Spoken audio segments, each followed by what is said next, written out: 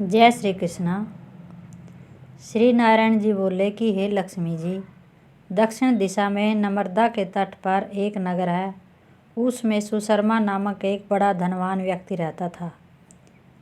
एक दिन उसने एक संत से पूछा कि हे ऋषि जी, मेरे कोई संतान नहीं है, इसका कोई उपाय बताए। तब ऋषिवर बोले, तू अश्वमेध यज्ञ कर, बकरा देवी पर चढ़ा, देवी तुझको पुत्र प्राप्ति का वरदान देगी। तब उस ब्राह्मण ने यज्ञ करने को एक बकरा मोल लिया, उसको स्नान करा के मेवा खिलाई। तब उसको मारने के लिए वह चल पड़ा। तब वह कह कह शब्द करके बकरा हंसने लगा। जब ब्राह्मण ने पूछा कि हे बकरे, तू क्यों हंसा? बकरे ने कहा कि पिछले जन्म में मेरे भी कोई संतान नहीं थी। तब एक ब्राह्मण ने भी मुझे अश्वमेध यज्ञ करने को कहा था। मैंने सारी नगरी में बकरा ढूंढा, परंतु बकरा हाथ न लगा।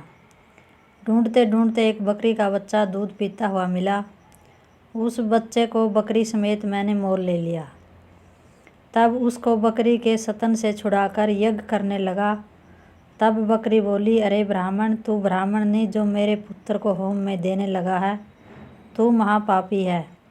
इसका दंड तुझे भगवान अवश्य देगा।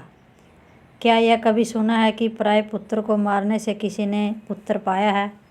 तू अपनी संतान के लिए मेरे पुत्र को मार रहा है, तू निर्दयी है, तेरे कोई पुत्र नहीं होगा। वह बकरी बहुत कुछ कहती रही, पर मैंने एक न मानी। तब बकरी ने श्राप दिया कि तेरा गला भी इसी तरह कटेगा। इतना कहकर वह बकरी तड़प तड़प कर मर गई। कुछ दिन समय काल भी आया। यमदूत मारते मारते मुझे धर्मराज के पास ले गए। धर्मराज ने कहा कि इसको नरक में डाल दो, यह पापी प्राणी है। फिर नरक भोग कर बंदर की योनि मिली। तब मुझे एक बाजीगर ने मोल ले लिया। वह मेरे गले में रस्सी बांधकर द्वार द्वार सारे दिन भगाता फिरे, खाने को थोड़ा बहुत दिया करे। जब वानर की देह छूटी तो कुत्ते का जन्म पाया। एक दिन मैंने किसी के घर से एक रोटी चुरा ली। तब उसने ऐसी लाठी मारी कि पीठ टूट गई। उस दुख से मेरी मौत हो गई। फिर घोड़े की देह पाई। उस घोड़े को एक बटियारे ने मोल ले लिया। वह सारा दिन चलाया करे, खाने पीने की खबर न लेवे। सांझ के समय एक छोटी सी रस्सी बांध कर छोड़ दे, ऐसा बांधे कि मैं अपनी मक्खी भी न उड़ा सकूं। एक दिन दो लड़के और एक कन्या मेरे ऊपर चढ़कर मुझे चलाने लगे। वहाँ बड़ा कीचड़ था, मैं फंस गया। ऊपर से वह डंडे मारने लगे, जिससे मेरी मौत हो गई। इस तरह अनेक जन्म भोगे, अब मैंने बकरे का जन्म पाया है। मैंने सोचा था कि अब मैं सुख से जीवन यापन करूँगा, सो अब तूने मुझे मोल ले लिया और छुरा मारने लगा। तब ब्राह्मण ने कहा, अरे बकरे, तुझे भी अपनी जान प्यारी है।